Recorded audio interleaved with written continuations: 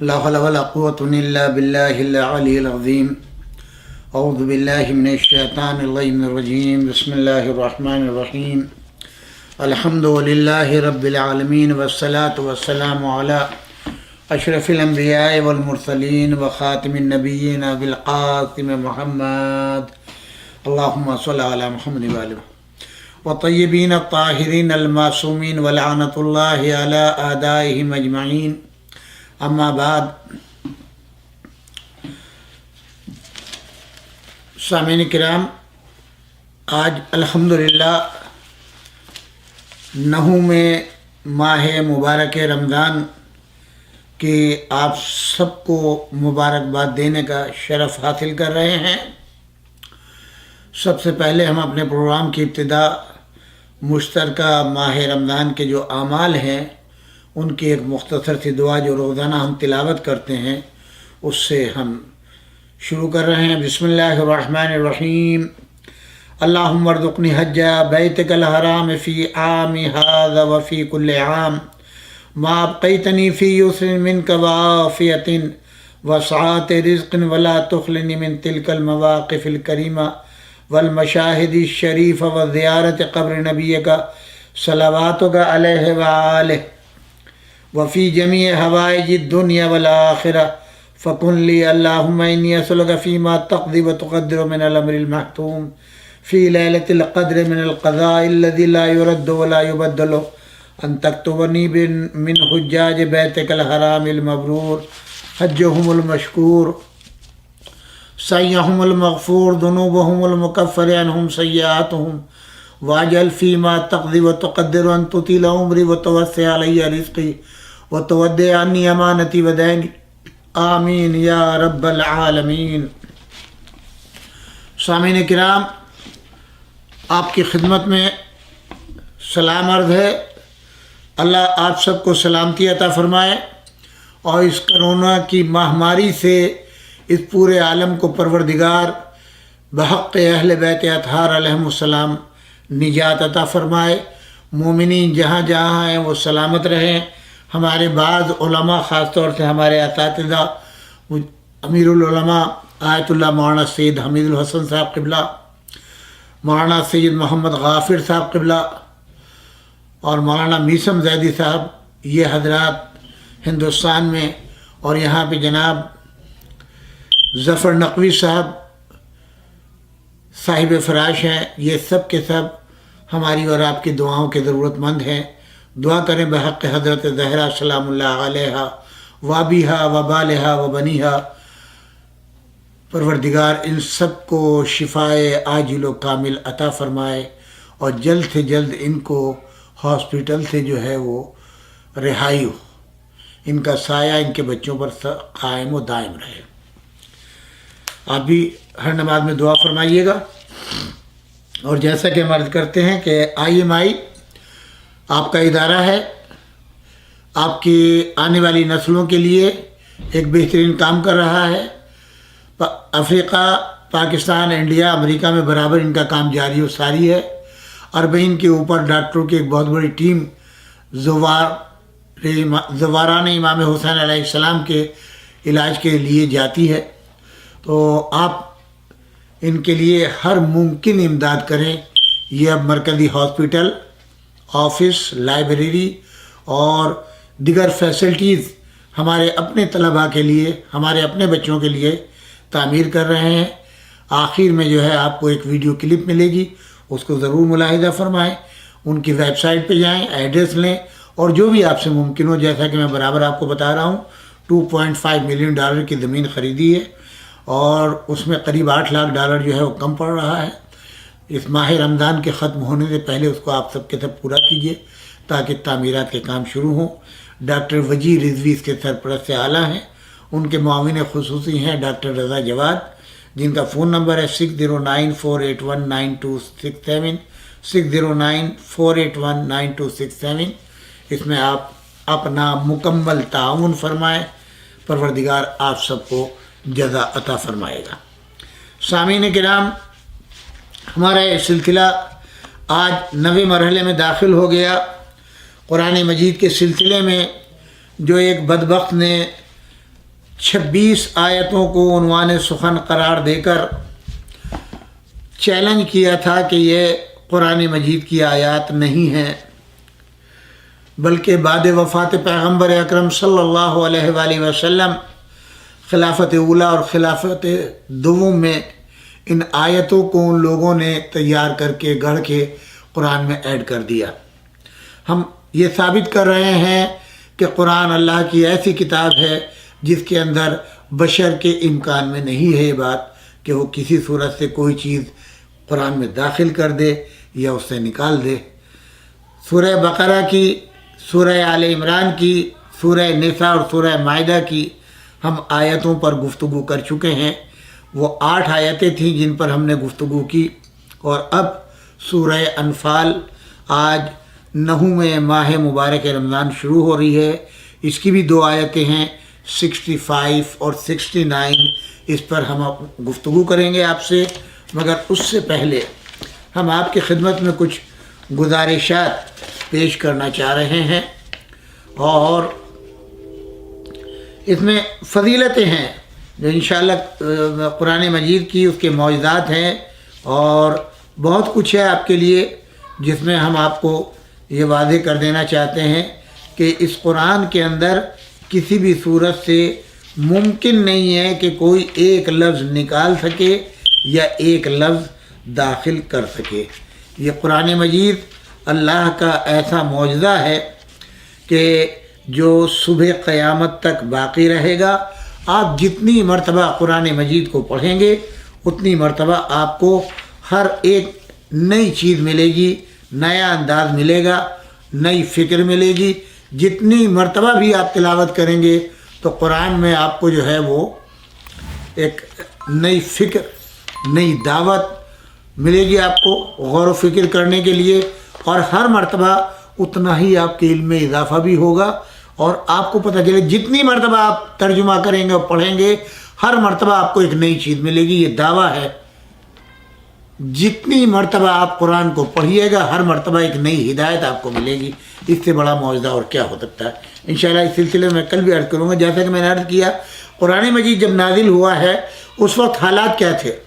پیغمبر اکرم صلی اللہ علیہ وآلہ وسلم نے جب اسلام کی بنیاد رکھی اس وقت کن کن حالات سے دو چار ہونا پڑا، اور اسی عالم میں ادھر قرآن نازل ہو رہا تھا، ادھر پیغام پہنچا رہے تھے، اور ادھر جو مسلمان ہوتے جاتے تھے ان کی حفاظت کا بھی انتظام کرنا تھا۔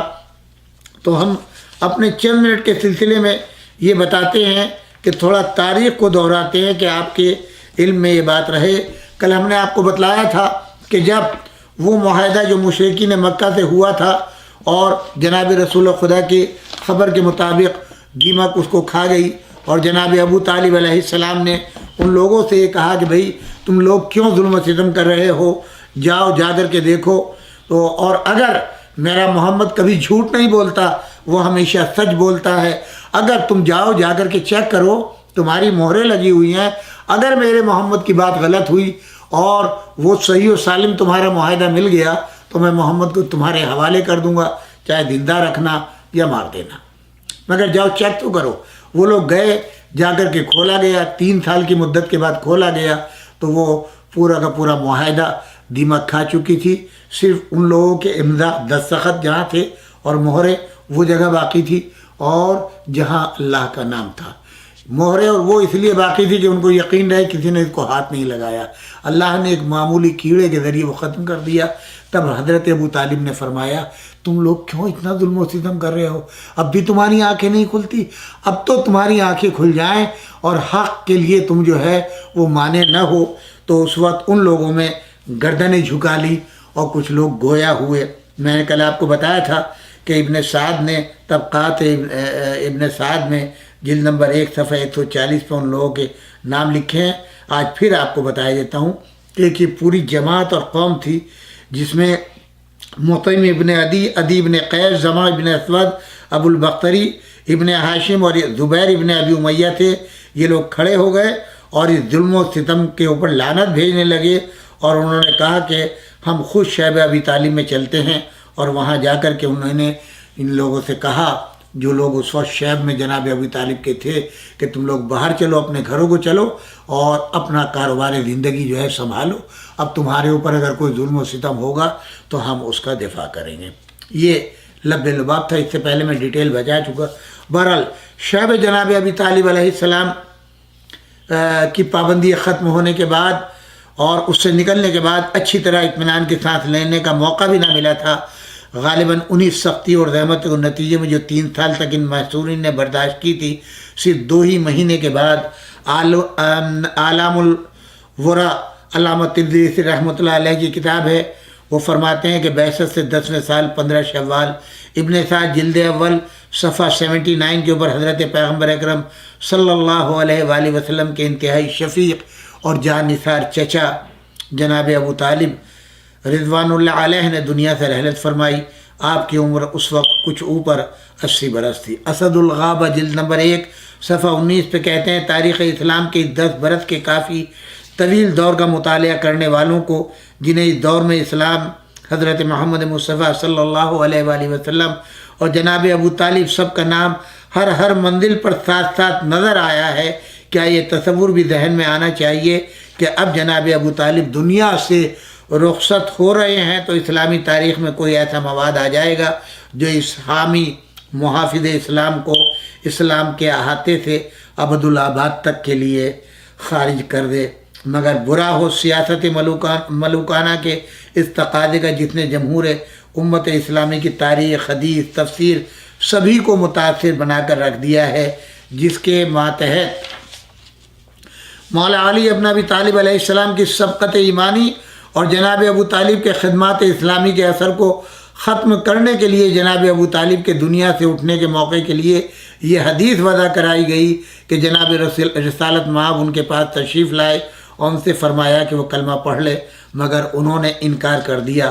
اب اس کے بعد پھر بنی امیہ کے کاسالیس وضاعین و کذابین نے اس میں کیا کیا شاخسانے پیدا کیے کہ رسول اس کے بعد ابو طالب کے لیے عرصے تک استغفار کرتے رہے، مگر خدا نے آپ کو اس سے منع فرمایا اور معاذ اللہ رسول اللہ نے مسلمانوں کو ان کے دوزخ میں رہنے کی خبر دی۔ یہ سب احسان فراموش روایتیں اب اس دور کے لیے ہیں کہ جب جناب ابو طالب کی پوری زندگی اسلام کی خدمت میں بسر ہو چکی، حالانکہ خود اہل سنت کے محدثین نے اس موقع پر ام رسول جناب عباس کی شہادت نقل کی ہے، جسے شاہ عبد المحدث دہلوی نے بھی اپنے الفاظ میں نقل کیا ہے۔ لیکن بہرحال ان سب سے ہٹ کر کے ہم گفتگو کریں گے۔ آپ ذرا سوچیں کہ جس نبی کی 8 سال کی عمر کیا ہوتی ہے، ایک یتیم بغیر ماں باپ کا، ماں باپ انتقال کر چکے، دادا کا سایہ اٹھ گیا، مال و دولت کچھ نہیں ہے، وہ حضرت ابو طالب علیہ السلام کی معیت میں آتے ہیں پرورش کے لیے۔ یہاں میں آپ کو یہ بھی بتلا دوں، تاریخ کا یہ بھی ظلم و ستم ہے کہ حضرت ابو طالب کو دکھایا گیا کہ وہ غریب تھے اور حضرت ابو طالب علیہ السلام جو ہے وہ اپنے بچوں کی کفالت نہیں کرتے تھے، لہذا آپ کے بھائیوں نے ان کے بچوں کو تقسیم کر لیا تھا، اسی لیے حضرت علی علیہ السلام کو رسول اللہ نے لے لیا۔ میں آپ سے پوچھنا چاہتا ہوں، جو ہزاروں ہزار حاجیوں کا انتظام کرتا ہو، مکے کی زعامت کو سنبھالے ہوئے ہو، مہمانوں کے لیے دسترخوان بچھائے ہوئے ہو، کوئی بھوکا نہ جانے پائے، کوئی پیاسا نہ جانے پائے، اور وہ اعلیٰ قسم کا شربت بناتا ہو جس میں جو ہے وہ سینکڑوں ٹن جو ہے وہ کھجوریں اور کشمشیں اور بادام ڈال دیے جاتے ہوں اور وہ شربت بنایا جاتا ہو، اور جس کے لیے وہ قرض لیتے ہوں، آپ اندازہ کر سکتے ہیں وہ غریب ہوگا۔ وہ مکے کا مالک و مختار تھا، یہ تاریخ نے ان کو غریب دکھایا ہے۔ جتنے رسول اللہ کی مکمل پرورش کی ہو، 32 سال تک خدمت کی ہو، اس میں غربت کہاں سے آ گئی؟ جتنے مواقع ملیں گے آپ کو، جتنی موقع ملیں گے کہ جہاں جہاں رسول اللہ رہے وہاں خیر و برکت کے انبار لگ گئے، آسمان سے رزق برسنے لگا۔ تو اگر معاذ اللہ خدا نہ خواستہ حضرت ابو طالب کفالت نہیں کر سکتے تھے اور وہ اپنے بچوں کی بھی کفالت نہیں کر پا رہے تھے صحیح طریقے سے، تو کم سے کم اتنا ہی مان لو کہ رسول اللہ کے آ جانے کے بعد اتنی حضرت ابو طالب کے یہاں خیر و برکتیں ہو گئیں کہ اب وہ دوسروں کے لیے دسترخوان بھی بچھا رہے ہیں۔ کوئی سوچ سکتا ہے اس چیز کو؟ بہرحال ایک گفتگو دوسری طرف نہ نکل جائے، صرف بتانا مقصود تھا کہ حضرت ابو طالب بھی بہت بڑے تاجر تھے مکے کے، کہ جو ہر قافلے میں جاتے تھے اور اپنا مال تجارت لے کر کے جاتے تھے، اور کامیابی کے ساتھ جو ہے وہ آتے۔ کئی سفر میں تو خود رسول اللہ صلی اللہ علیہ وآلہ وسلم حضور کے ساتھ رہے ہیں۔ بہرحال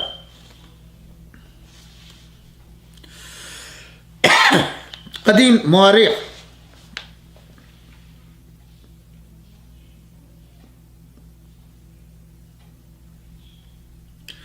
یہاں یہ بتا دینا ضروری ہے کہ جب یہ انقلاب آ گیا اور اب رسول اللہ صلی اللہ علیہ وآلہ وسلم اسلام کا پیغام دنیا تک پہنچا چکے، جس پر پہلے بھی جناب ابو طالب کے موقف کی تشریح میں تبصرہ ہو چکا ہے۔ ان کا ایمان مابین خود و خدا مسلم تھا۔ جناب رسالت مآب صلی اللہ علیہ وآلہ وسلم بھی اس سے واقف تھے، گھر کے سب آدمی اسے جانتے تھے، اسی لیے باہم کوئی کشمکش نہ تھی، کوئی اقرار و انکار کی صورت نہ تھی، کوئی رنجش کشیدگی نہ تھی۔ جو ان کا طرز عمل تھا وہی خدا و رسول کی طرف سے ان کا فریضہ تھا، جسے انہوں نے باعث وجوب پائے تکمیل تک پہنچایا، اور اسی راہ پر دنیا سے رخصت ہوئے، جس کے بعد ان کے سامنے کسی منزل پر بھی اب اسلام کو پیش کرنے اور ان سے اقرار لینے کا کوئی سوال ہی پیدا نہیں ہوتا۔ اور واقعہ یہ ہے کہ جناب ابو طالب کوئی بیمار نہ تھے کہ جناب رسالت مآب کو ان کی بیماری کی اطلاع دی جاتی، وہ تو محاصرے کے شدائد سے اب ضعیف اتنے ہو گئے تھے کہ ان کی زندگی نے ایک دم ساتھ چھوڑ دیا۔ قدیم تاریخ مورخ ابن سعد کاتب واقدی کے بیان سے ظاہر ہوتا ہے کہ اس وقت جناب رسالت مآب ان کے پاس موجود نہ تھے۔ انہوں نے اس وقت جو آئزہ موجود تھے انہیں پاس جمع کیا اور حضرت پیغمبر خدا کے اتباع و نصرت کی وصیت کی۔ ابن سعد کے الفاظ ہیں کہ اس وقت ابو طالب نے اولاد عبد المطلب کو بلایا اور کہا، تمہارے لیے ہمیشہ بھلائی بھلائی رہے گی جب تک محمد کی بات مانتے رہو گے اور جب تک ان کے دین کی پیروی کرتے رہو گے، ان کی پیروی ان کی مدد کرتے رہنا، تو تم کامیاب و کامران رہو گے۔ حضرت مولا کائنات کا بیان ہے، میں نے جا کر رسول خدا کو وفات ابو طالب کی اطلاع دی تو حضرت نے گریہ فرمایا اور پھر کہا کہ جاؤ انہیں غسل و کفن پہناؤ اور دفن کرو، اللہ ان کی مغفرت کرے اور اپنی رحمت میں شامل کرے۔ یہی موقع ہے۔ غسل میت کا حکم بھی فقہ جعفری میں آج تک قائم ہے۔ اس سے پہلے کیسے غسل دیا جاتا تھا مجھے نہیں معلوم، مگر اسلامی طریقے سے جو ہمارے یہاں فقہ جعفری میں غسل میت رائج ہے، وہ پہلا غسل حضرت ابو طالب علیہ السلام کو دیا گیا، اور پھر اسی طریقے کے اوپر ہمارے جتنے مومنین ہیں انتقال فرماتے ہیں ان کو وہی غسل دیا جاتا ہے، ویسی تلقین اور وہ سارے امور انجام پاتے ہیں۔ حضرت علی کا بیان ہے کہ حضرت نے مجھ کو حکم دیا، طبقات ابن سعد جلد نمبر 1 صفحہ 78، غسل کیا، اور یہاں کے اوپر جو ہے بہرحال وہ مقام ہجون جہاں وہیں پر جناب ختیجہ بھی دفن ہے، جو جنت المعلیٰ جس کو کہتے ہیں، ایک بڑا پہاڑی ہے اور وہاں پر ایک درہ ہے، وہاں کے اوپر یہ قبرستان واقع ہے۔ جناب ابو طالب کو مکہ معظمہ کے قبرستان میں اور جو جنت المعلیٰ کہلاتا ہے وہاں پر دفن کیا گیا۔ اب آپ بتائیے اگر معاذ اللہ حضرت ابو طالب کافر ہوتے تو رسول اللہ کو اسلامی طریقے سے غسل دینے کی، جہاں اسلام کا پہلا غسل دیا جا رہا ہے میت کو اسلام کے حکم کے مطابق بحکم وحی، لیکن نبی تو کلام ہی نہیں کرتا جب تک کہ وحی الہی نازل نہیں ہوتی، وما ينطق عن الهوى ان هو الا وحی نہیں ہوا۔ تو پھر رسول اللہ وحی کے آ جانے کے بعد غسل و کفن کی ترغیب علی ابن ابی طالب کو بتا رہے ہیں۔ ایک طرف مسلمان کہتا ہے کہ وہ دعا کر رہے تھے تو اللہ نے منع کر دیا، اور دوسری طرف مکمل اسلامی طریقے سے ان کی تجہیز و تکفین کی جائے، سمجھ میں نہیں آتا یہ مسلمانوں کی کیا منطق ہے کہ ایک طرف تو رسول اللہ حکم دے رہے ہیں اللہ کے وحی کے مطابق کہ کیسے غسل و کفن ابو طالب کا کیا جائے، اور دوسری طرف مسلمان کہتے ہیں کہ معاذ اللہ وہ کافر مرے ہیں۔ بہرحال ہم یہ بتا دینا ضروری سمجھتے ہیں کہ رسول اللہ صلی اللہ علیہ وآلہ وسلم پر محاصرہ ختم ہونے کے بعد، شیبہ ابی طالب کا معاہدہ ختم ہو جانے کے بعد، دو مصیبتیں ایک ہی سال کے اندر تھوڑے ہی عرصے کے اندر پڑیں۔ ایک وفات حضرت ابو طالب اور ایک وفات حضرت خدیجہ الکبریٰ سلام اللہ علیہا۔ اسی لیے تمام تاریخوں نے لکھا ہے کہ رسول اللہ صلی اللہ علیہ وآلہ وسلم نے مکمل 1 سال غم منایا ہے، اور اس سال کا نام عام الحزن رکھا ہے۔ حزن کہتے ہیں غم، رونا پیٹنا، مصیبت کے اوپر جو ہے وہ چلانا، اور عام کہتے ہیں سال کو، یعنی مصیبتوں کا سال۔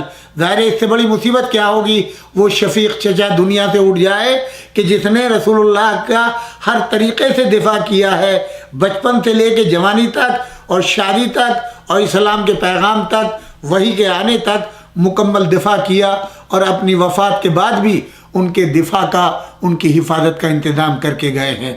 یہ تو بنی امیہ کے وظیفہ خوار لوگ ہیں جو آج تک ان کو بھلا نہیں پائے، اور وہ کہتے ہیں بہرحال ان کا وظیفہ ان کے ساتھ ہے، ہمارا ایمان و عقیدہ ہمارے ساتھ ہے۔ جناب خدیجہ سلام اللہ علیہا اور حضرت ابو طالب وہیں اپنے اجداد کے پاس جو ہے، جہاں حضرت عبد المطلب بھی ہیں اور جہاں جناب ہاشم بھی ہے اور دیگر بزرگان بنی ہاشم دفن ہیں، انہی کے درمیان میں جناب خدیجہ بھی دفن ہے اور حضرت ابو طالب علیہ السلام پر بھی دفن ہے۔ یہ دونوں مصیبتیں جب ایک ساتھ رسول اللہ پر پڑ گئیں تو آپ چاہتے تھے کہ کچھ دن کے لیے سرزمین مکہ کو چھوڑ دیں اور وہ مشرکین کی نظر میں نہ آنے پائیں، اس لیے آپ نے حضرت علی کو وہیں گھر پر چھوڑا، کیونکہ مخدرات تھیں گھر میں اور دیگر امانتیں تھیں وہاں پر، اور آپ نے زید ابن حارثہ کو لے کر کے آپ جو تھے وہ طائف چلے گئے، جو 40 میل کے فاصلے پر واقع ہے، اور وہاں آپ نے جا کر کے اسلام کی تبلیغ کرنا شروع کی، اور آپ نے 60 میل کے فاصلے کے اوپر طائف ہے مکے سے، اور وہاں آپ نے فردن 10 دن قیام کیا اور ہر خاص آدمی سے بات کی، مگر وہ لوگ پیغام حق کو قبول کرنے کے لیے تیار نہیں ہوئے، بلکہ انہوں نے اس اندیشے سے کہ کہیں ہمارے نوجوانوں کے دل و دماغ پر ان کے خیالات کا اثر نہ ہو جائے، صاف صاف آپ سے کہا کہ آپ ہمارے ملک سے چلے جائیں اور کہیں اور جا کر قیام کریں۔ اتنا ہی نہیں بلکہ اپنے جاہلوں اوباشوں کو آپ کی ادھر رسانی کے لیے ابھار دیا، اور وہ لوگ آپ کو پتھر مارنے لگے۔ زید ابن حارثہ ایک اکیلے ان پتھروں سے آپ کی سپر بنتے تھے، چنانچہ ان کے سر میں بہت زیادہ زخم آئے، اور حضور اکرم صلی اللہ علیہ وآلہ وسلم کی بھی ٹانگوں سے خون بہنے لگا۔ اس عالم میں آپ طائف سے رخصت ہو کر واپس مجبوراً مکے آئے کہ یہ عالم تھا کہ آپ حرم خدا میں بھی آپ کے لیے کوئی جائے پناہ نہ تھی۔ آپ کو کوہ ہرا تک پہنچے اور آپ نے عرب کے دستور کے مطابق مطعم ابن عدی کو، جو جناب ابو طالب کے قدیم دوستوں میں سے تھا، پیغام بھیجا کہ میں تمہاری پناہ میں آنا چاہتا ہوں۔ مطعم کو پرانے تعلقات کی مروت آئی، اس نے اقرار کر لیا اور اپنی اولاد اعزاء اقارب کو جمع کر کے ہتھیار لگوا کر کے محمد کو اپنی پناہ میں لیا اور خانہ کعبہ کے پاس آئے، جس کے بعد میں زید ابن حارثہ کے مسجد حرام میں داخل ہوئے۔ مطعم ابن عدی نے کھڑے ہو کر رؤسائے قریش کو آگاہ کیا، خبردار محمد کو کوئی تکلیف نہ پہنچانا، وہ اس وقت میری پناہ میں ہیں۔ سب کی نظروں کے سامنے حضرت رکن کے پاس تشریف لائے، اس کا استسلام کیا، 2 رکعت نماز پڑھی، پھر مطعم ابن عدی اور اس کی اولاد و اعزاء کے حلقے میں اپنے گھر تک تشریف لے گئے، اندر داخل ہوئے اور مطعم سے کہا کہ بھائی تمہارا بہت بہت شکریہ، تمہارا احسان، اور اب اس کے بعد مجھے مدد کی ضرورت نہیں ہے۔ یہاں سے انشاءاللہ کل آپ کی خدمت میں کچھ تھوڑا تاریخ جو ہے وہ بیان کریں گے۔ یہ اصل مقصد ہے کہ کم سے کم وہ لوگ جنہوں نے قرآن کی حفاظت کی ہے، رسول اللہ کی حفاظت کی ہے، قرآن کا جو ہے وہ احترام کیا ہے اور رسول کا احترام کر کے دکھلایا ہے، ان کو ان کے حالات بھی آپ کو معلوم ہونا چاہیے، اور جو بدبخت ان کو معاذ اللہ کافر کہتے ہیں ان کے بھی منہ پر تماچا لگنا چاہیے۔ اب آتے ہیں ہم اپنے اصل مقصد کی طرف۔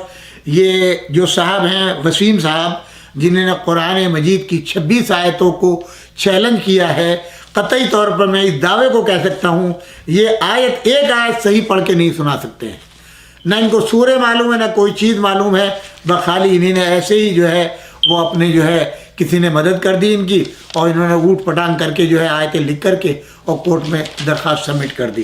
بہرحال ہم آپ کو آج جیسا کہ ہم نے بتلایا آپ کو سورہ بقرہ کی آیت نمبر 191 سورہ آل عمران کی آیت 51، سورہ نساء آیت 56، 89، 101، سورہ مائدہ 14، 51، 57، اور آج سورہ انفال آیت نمبر 65، کل انشاءاللہ 69 ہوگی۔ تھوڑا سا اس سورہ کی بیک گراؤنڈ بتلا دیں۔ یہ سورہ 2 ہجری میں جنگ بدر کے بعد نازل ہوا، اور اس میں اسلام و کفر کی اس پہلی جنگ پر مفصل تبصرہ کیا گیا ہے۔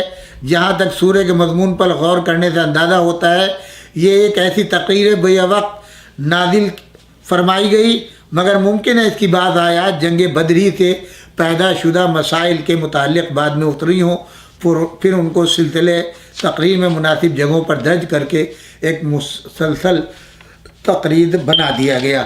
میں چونکہ بہت طویل چیز ہے، ان سب کو نظر انداز کر کے تھوڑے سے حالات کا جائزہ لیتا ہوں۔ مکی دور کے آخری 3-4 سالوں سے یثرب میں آفتاب اسلام کی شعاعیں مسلسل پہنچ رہی تھی، اور وہاں کے لوگ متعدد وجوہ سے عرب کے دوسرے قبیلوں کی بنسبت زیادہ آسانی کے ساتھ اس روشنی کو قبول کرتے جا رہے تھے۔ آخرکار نبوت کے 12ویں سال حج کے موقع پر 75 نفوس کا ایک وفد نبی اکرم صلی اللہ علیہ وآلہ وسلم سے رات کی تاریکی میں ملا، اور اس نے نہ صرف یہ کہ اسلام قبول کیا بلکہ آپ کو اور آپ کے پیرووں کو اپنے شہر میں جگہ دینے پر آمادگی ظاہر کی۔ یہ اسلام کی تاریخ میں ایک انقلابی موقع تھا جسے خدا نے اپنی عنایت سے فراہم کیا، اور نبی اکرم صلی اللہ علیہ وآلہ وسلم نے ہاتھ بڑھا کر پکڑ لیا۔ اہل یثرب نبی اکرم صلی اللہ علیہ وآلہ وسلم کو محض ایک پناہ گزین کی حیثیت سے نہیں بلکہ خدا کے نائب اور اپنے امام و فرما روا کی حیثیت سے بلا رہے تھے، اور اسلام کے پیرووں کو ان کا بلاوا اس لیے نہ تھا کہ وہ ایک اجنبی سرزمین میں محض مہاجر ہونے کی حیثیت سے جگہ پالے، بلکہ مقصد یہ تھا کہ عرب کے مختلف قبائل اور خطوں میں مسلمان منتشر ہیں وہ سب یثرب میں جمع ہو کر یثربی مسلمانوں کے ساتھ مل کر ایک منظم معاشرہ بنا لیں۔ اس طرح یثرب نے دراصل اپنے آپ کو مدینۃ الاسلام کی حیثیت سے پیش کیا، اور نبی اکرم صلی اللہ علیہ وآلہ وسلم نے اسے قبول کر کے عرب میں پہلا دارالاسلام بنایا۔ اس پیشکش کے بعد معنی جو کچھ تھے اس سے اہل مدینہ ناواقف نہ تھے۔ اس کے صاف معنی یہ تھے کہ ایک چھوٹا سا قصبہ اپنے آپ کو پورے ملک کی تلواروں اور معاشی و تمدنی بائیکاٹ کے مقابلے میں پیش کر رہا تھا۔ چنانچہ بیعت عقبہ کے موقع پر رات کی اس مجلس میں اسلام کے ان اولین مددگاروں و انصار نے اس نتیجے کو خوب اچھی طرح جان بوجھ کر نبی اکرم صلی اللہ علیہ وآلہ وسلم کے ہاتھ میں ہاتھ دیا تھا۔ عین اسی وقت جب بیعت ہو رہی تھی، یثربی وفد کے ایک نوجوان رکن اسعد ابن زرارہ نے، جو پورے وفد میں سب سے کمترین شخص سے، اٹھ کر کہا، ٹھہرو اے اہل یثرب، ہم لوگ جو ان کے پاس آئے ہیں تو یہ سمجھتے ہوئے آئے یہ اللہ کے رسول ہیں۔ آج انہیں یہاں سے نکال کر لے جانا، تمام عرب سے دشمنی مول لینا ہے۔ اس کے نتیجے میں تمہارے نونہال قتل ہوں گے اور تلواریں تم پر برسیں گی، لہذا اگر تم اس کو برداشت کرنے کی طاقت اپنے اندر پاتے ہو تو ان کا ہاتھ پکڑو، اور اس کا اجر اللہ کے ذمہ ہے۔ اگر تمہیں اپنی جانیں عزیز ہیں تو پھر چھوڑ دو، صاف عذر کر دو، کیونکہ اس وقت عذر کر دینا خدا کے نزدیک زیادہ قابل قبول ہو سکتا ہے۔ جانتے ہو اس شخص کے کس چیز پر بیعت کر رہے ہو؟ آوازیں ہاں جانتے ہیں، تم اس کے ہاتھ پر بیعت کر کے دنیا بھر سے لڑائی مول لے رہے ہو۔ پس اگر تمہارا خیال یہ ہو کہ جب تمہارے مال تباہی کے اور تمہارے اشراف ہلاکت کے خطرے میں پڑ جائیں تو تم اسے دشمنوں کے حوالے کر دو گے، تو بہتر ہے کہ آج ہی اسے چھوڑ دو، کیونکہ خدا کی قسم یہ دنیا و آخرت کی رسوائی ہے۔ اگر تمہارا یہ ارادہ ہے، جو بلاوا تم اس شخص کو دے رہے ہو، اس کو اپنے اموال کی تباہی، اپنے اشراف کی ہلاکت کے باوجود تنہا چھوڑ دو گے، بے شک اس کا ہاتھ تھام لو گے۔ خدا کی قسم یہ دنیا و آخرت کی بھلائی ہے۔ اس پر تمام وقت نے اتفاق کہا، فَأَنَا نَأْخُذُ عَلَى مُصِيبَةِ الْأَمْوَالِ وَقَتْلِ الْأَشْرَافِ، ہم اسے لے کر اپنے اموال کو تباہی اور اپنے اشراف کو ہلاکت کے خطرے میں ڈالنے کے لیے تیار ہیں۔ تب وہ مشہور بیعت واقع ہوئی جسے تاریخ میں بیعت عقبہ کہا جاتا ہے۔ اس کا کچھ حصہ آپ کی خدمت میں کل بیان کروں گا۔ میں نے ایک بیک گراؤنڈ بتلائی ہے کہ ابھی مدینہ تشریف لے نہیں گئے ہیں آپ، اور یہ سورہ جو ہے وہ نازل ہو رہا ہے۔ اب اس میں ہم چلتے ہیں یہاں سے یہ بیک گراؤنڈ آپ کو بتلا دی. زیادہ تر حصہ جنگ بدر میں نازل ہوا ہے. جنگ بدر میں اس وقت 313 تعداد تھی مسلمانوں کی، اور ظاہر ہے کہ 1000 فوج تھی مشرکین مکہ کی جنہوں نے حملہ کیا تھا. ابھی نئے نئے مسلمان ہیں، نیا نیا عقیدہ ہے، عقیدت نئی ہے، ابھی مکمل طریقے سے شکوک و شبہات والے لوگ ابھی زیادہ ہیں. 100% یقین والے صرف چند ہیں. ابھی نہ آخرت پہ مکمل یقین ہے، نہ رسالت پہ ابھی یقین ہے. ابھی تو لوگوں نے جیسے جھنڈا کوئی اٹھا لیتا ہے اس کے ساتھ اکٹھا ہو جاتے ہیں، اس طریقے سے لوگ اکٹھے ہو گئے تھے. آزمانے کا پہلا موقع تو اب آیا ہے نا کہ جنگ میں کون رہتا ہے، کون ٹھہرتا ہے. جو کیفیت بیان کی گئی ہے وہ یہ ہے کہ ہزاروں کی تعداد کو دیکھ کر یہ 313 مسلمانوں کے دل بیٹھ گئے، اور رسول اللہ صلی اللہ علیہ وآلہ وسلم کا محاصرہ کر کے اس خیال سے کہ اگر یہ اللہ کے رسول ہیں تو اللہ ان کی حفاظت کرے گا اور ان کے ساتھ ساتھ ہماری بھی حفاظت کرے گا. وہ رسول اللہ کی چاروں طرف بالکل قریب ہو کے بیٹھ گئے کہ اللہ کی مدد آئے گی ان کے لیے تو ہم بھی بچ جائیں گے. تو جہاں ایسا ایمان ہو، اب اس تناظر میں قرآن کی ان آیتوں کو دیکھیے جس کو یہ بدبخت کہہ رہا ہے کہ یہ بھڑکاؤ آیتیں ہیں، دہشت گردی کی دعوت دیتی ہیں، جہاد کے لیے ہیں. میں اب یہاں سے شروع کر رہا ہوں. میں بتلایا میں نے آپ کو کہ آیت نمبر 65 جہاں سے یہ پورا کا پورا سلسلہ جو ہے وہ شروع ہوتا ہے. اور اصل آیت کو میں پہلے آپ کی خدمت میں پیش کر دوں تو میرے لیے بھی آسانی ہوگی، اور پھر جن آیتوں سے مجھے سہارا لے کر کے بتلانا ہے آپ کو وہ بھی بیان ہو جائے گا. بسم اللہ الرحمن الرحیم.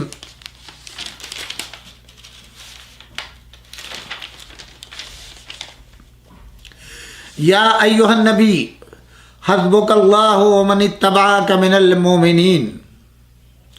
یا ایھا النبی حرض المؤمنین علی القتال ان یکن منکم 20 صابرون یغلبوا 200 وان یکن منکم 100 یغلبوا الفا من الذین کفروا بانہم قوم لا یفقہون. سبحان اللہ. اے مومنو، اے نبی، مومنوں کو جنگ پر ابھارو. اگر تم میں سے 20 آدمی صابر ہوں تو وہ 200 پر غالب آئیں گے. اگر 100 آدمی ایسے ہوں تو منکرین حق میں سے 1000 آدمیوں پر بھاری رہیں گے، کیونکہ وہ ایسے لوگ ہیں جو سمجھ نہیں رکھتے. اچھا، اب اللہ نے تمہارا بوجھ ہلکا کیا اور اسے معلوم ہوا کہ ابھی تم اب یہ دیکھیں آپ بس یہیں کے اوپر اسی سے آپ سمجھ لیں کون سا ماحول. اب آپ یہ دیکھیں، ظاہر ہے ہندوستان کے اندر اہل حنوت کی جو تعداد ہے وہ زیادہ ہے، مسلمان کے مقابلے میں بہت کم ہے. تو اب یہاں کے اوپر قرآن کیا کہہ رہا ہے؟ بڑی دلچسپ گفتگو ہے. یا ایھا النبی حرض المؤمنین علی القتال. اے نبی، مومنین کو جنگ کے لیے ابھارو، قتال کے لیے ابھارو. اگر تم میں سے 20 آدمی صابر ہوں تو وہ 200 پر غالب آئیں گے، اور اگر 100 آدمی ایسے ہوں تو منکرین حق میں سے 1000 آدمیوں کے اوپر بھاری آئیں گے. 100 آدمی حق والے 1000 منکرین حق کے اوپر غالب آئیں گے. جی، اور کون؟ یہ رسول کے لیے ہے، مسلمان کسی قاری مولوی کے لیے نہیں، رسول اللہ کے لیے حکم ہے. اب ذرا آپ بتائیے کون سا مولوی یا حافظ مدرسے کا قرآن کی ان آیتوں کو مسلمانوں کو کہتا ہے کہ مسلمانوں اٹھ کھڑے ہو جاؤ، اور خدا نہ خواستہ تم جو ہے وہ 1000 کے اوپر بھاری ہو 10 آدمی. آپ یہ دیکھیں موقع کیا ہے. جب اس سے پہلے کہ آپ آیتیں پڑھیں گے، یہ جنگ بدر کا موقع ہے جہاں صرف 313 مسلمان ہیں، اور ان کے دل بیٹھ رہے ہیں اس کثرت کو دیکھ کر کے جو سامنے آ گئی ہے مکے سے 1000 کی تعداد میں. ان کے دل بیٹھ رہے ہیں ان 1000 کو دیکھ کے. ان کے ساتھ وہ رہے ہیں، ان کے ساتھ معاشرت کی ہے، ان کے ساتھ جنگیں لڑی ہیں اور جنگوں کو دیکھا ہے، ان کی شجاعت کو دیکھا ہے. لہذا خوف زدہ ہو کر اپنی تعداد کو، اب یہاں رسول کو حکم دیا جا رہا ہے کہ تم جب آخرت پر ایمان لے آئے ہو، رسول ان سے کہو جب تم آخرت پر ایمان لے آئے، اللہ کی قوت و طاقت پر ایمان لے آئے، نبی کی صداقت پر ایمان لے آئے، اگر اللہ کی راہ میں قتل ہو جاؤ گے تو جنت کے میں تم جاؤ گے، اعلیٰ مرتبہ ہوگا شہادت کا. اور اگر مشرکین کو قتل کر کے تم جو ہے کامیاب ہو گئے تو غازی کہلاؤ گے. یہ سب کے سب فوائد وہاں بتائے جا رہے ہیں مکے اور مدینے میں، اور یہ ان کو جو ہے وہ فٹ کر رہا ہے ہندوستان کے موجودہ حالات اور آبادی کے اوپر. اس بدبخت کو یہ معلوم نہیں ہے سورہ انفال کب نازل ہوا، کہاں نازل ہوا. وہ موقع دیکھیں. اگر کوئی بھی ہندو قرآن مجید کا مطالعہ کرے گا اور ان حالات کو دیکھے گا تو آپ بتائیں وہ کیا کرے گا؟ اس کے سامنے حق آئے گا کہ یہ واقعہ ہندوستان کے متعلق نہیں ہے. قرآن تو مکے میں نازل ہوا، عربی میں نازل ہوا، نبی پہ نازل ہوا، اور یہ سورہ کی اکثر آیات جو جنگ سے متعلق ہیں وہ میدان بدر کی ہیں. بدر میں آیتیں آئی جب لوگوں کے دل ٹوٹ رہے تھے، ان کو ہمت دلائی جا رہی تھی. آج جو جنگ کا ماحول ہوتا ہے آپ دیکھیں، اگر دشمن فتح پا رہا ہے تو کبھی بھی کوئی فریقین میں جو ہے شکست قبول نہیں کرتا. اب گو کہ آدمی ان کے مارے جاتے ہیں، علاقہ ان کے ہاتھ سے چلا جاتا ہے. اور ابھی آپ دیکھ لیجئے چائنا نے قبضہ کیا ہندوستان کے اندر. کیا ہندوستان نے تسلیم کیا؟ وزیر اعظم نے تسلیم کیا؟ ہرگز نہیں، آج تک قبول نہیں کیا. تو کبھی بھی دو ملک لڑنے والے اپنی شکست کو قبول نہیں کرتے، نہ اپنے مرنے والوں کو قبول کرتے ہیں کہ ہمارے اتنے آدمی مار گئے. کیوں؟ اس سے فوج میں اور عوام میں ایک غلط میسج جائے گا، کمزوری پیدا ہوگی. بلکہ ان کے جذبات کو ابھارا جاتا ہے شجاعت کا. ہماری فوج یہ کر رہی ہے، اتنے علاقے پر قبضہ کر لیا ہے، یہ کر لیا ہے، تاکہ جوش ہو. اسی لحاظ سے عوام ایک نیا جوش پیدا کرتے ہیں. تو ادھر تو مدینہ تھا، آپ سوچیں، ایک طرف مدینہ ہے اور ایک طرف مکے کے اس راستے کے اوپر فوج آ گئی ہے. ادھر مدینے میں ابھی ابتدائی سال ہے، ابھی مدینے کے اندر نہیں پہنچے، ابھی مقام قبا کے اندر ہیں. ابھی یہودی رہتے ہیں اس شہر کے اندر، ان سے معاہدہ ہوا ہے. ان تمام حالات میں آپ سوچیں، ان 313 کو 1000 کے مقابل لے گئے ہیں. اب ایک طرف یہ اپنے بیوی بچوں کو یاد کر رہے ہیں، دوسری طرف بہادر قوم کا مقابلہ ہے. تو کہیں ایسا نہ ہو کہ ہم مارے جائیں تو کیا ہوگا. اس حالت میں رسول اللہ کو یہ حکم دیا گیا کہ تمہیں گھبرانے کی ضرورت نہیں ہے، تمہیں پریشان کی ضرورت نہیں ہے. اس سے قبل کی آیتیں پڑھیں گے تو آپ کو پھر جنگ کا معیار پتہ چلے گا، جنگ کے اصولوں کا پتہ چلے گا. میں اسی آیت کو صرف یہاں پر اکتفا کروں گا کہ جب لوگوں کے دل بیٹھ رہے تھے اور وہ ڈر رہے تھے، خوف زدہ، اس لیے کہ اگر خوف طاری ہو جائے انسان کے اوپر تو جتنی چاہے شجاعت ہو وہ ہمت ٹوٹ جاتی ہے، اور ایک سے دوسرا، دوسرے سے تیسرا، اس طریقے سے سب کے سب ایک ایک کو دیکھ کر کے ایسے عالم میں رسول اللہ کو حکم ہوا، یا ایھا النبی، آپ جو ہیں وہ کیا کریں، آپ ان لوگوں کو ابھاریں جنگ کے لیے، آپ ان کو تیار کریں جنگ کے لیے. آپ ان کو جب جنگ کے لیے تیار کریں گے تو ان کو یہ کہیں کہ تمہیں گھبرانے کی ضرورت نہیں ہے. اگر وہ 1000 ہیں تو تم میں کے 20 آدمی جو ہیں 200 پر بھاری ہیں، اور تم میں کے 100 آدمی جو ہیں وہ 1000 کے اوپر بھاری ہیں. ادھر تو کتنے تھے، یہاں دیکھیں کیا لفظ آیا ہے. اگر تم میں سے 20 آدمی صابر ہوں، صابر کا لفظ ہے، تو وہ 200 پر غالب آئیں گے. ان یکن منکم 20 صابرون، اگر تم میں 20 آدمی صابر ہیں، یغلبوا 200، 200 کے اوپر غالب آئیں گے. وَإِن یکن منکم 100، اور اگر 100 آدمی تم میں جو ہے وہ حق والے ہوں، یعنی یقین ہو تم کو اللہ کی وحدانیت کے اوپر، نبی کی نبوت کے اوپر، اپنی قوت کے اوپر، جو ایمانی قوت و طاقت ہے اگر وہ ہے، تو 100 آدمی تمہارے 1000 کے اوپر بھاری ہوں گے. ادھر کتنے آئے تھے؟ 1000. کہ گویا تمہاری تعداد ادھر تو 1000 ہیں، اگر تم سب میں 100 آدمی بھی ایسے نکل آئیں کہ جو اپنی جان کا نذرانہ پیش کرنے کو تیار ہو جائیں تو ان 100 آدمی، 1000 آدمیوں کے اوپر فتح پالو گے. یہ ہے اصل چیز کہ جہاں قوت و طاقت کا احساس دلایا جا رہا ہے. یہاں خدا نہ خواستہ ہندوستان کے دوسری اقوام کو مرعوب کرنے کے لیے آیت نہیں آئی ہے، دوسری قوموں کو ڈرانے کے لیے آیت نہیں آئی ہے، دوسری قوموں کے مقابلے کے لیے آیت نہیں آئی ہے. یہ وہاں کی آیت ہے، اور یہ آیت ہر جگہ جہاں تم نرغے میں گھر جاؤ، ظالموں کے، اپنے مخالفوں کے اس میں گر جاؤ، اگر تم یہ سمجھتے ہو حق کے اوپر ہو تو پھر حق کا ساتھ اللہ دیتا ہے. حق والوں کا ساتھ اللہ دیتا ہے۔ تم اپنے ایمان و عقیدے کے اوپر اگر مضبوط ہو تو پھر خدا تمہارے ساتھ ہے، اللہ کا رسول تمہارے ساتھ ہے، قرآن تمہارے ساتھ ہے، غیبی طاقت تمہارے ساتھ ہے۔ یہ ہے وہ یقین جو اس ماحول میں اور ہر طرح کے ماحول میں دلایا جاتا ہے۔ انشاءاللہ کل ہم آیت نمبر 69 کے اوپر گفتگو کریں گے۔ میں نے ایک تھوڑا سا بیک گراؤنڈ بھی بتا دی اور ان کا مقصد بھی بتا دیا کہ کیا چاہتے ہیں۔ آخر کلام میں آپ سب سے گزارش ہے کہ آپ جناب نواب آغا صاحب کے مرحومین، مرحوم فخر الجہاں صاحبہ اور سجاد اصغر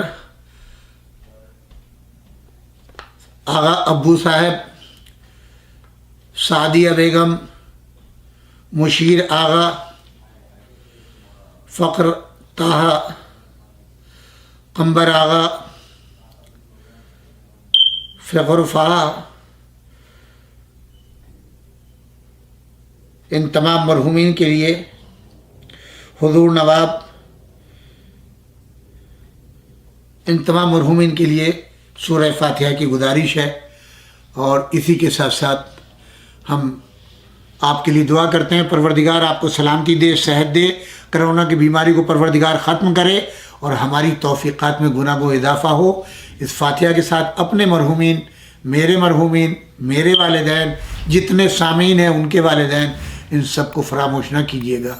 والسلام علیکم ورحمۃ اللہ وبرکاتہ۔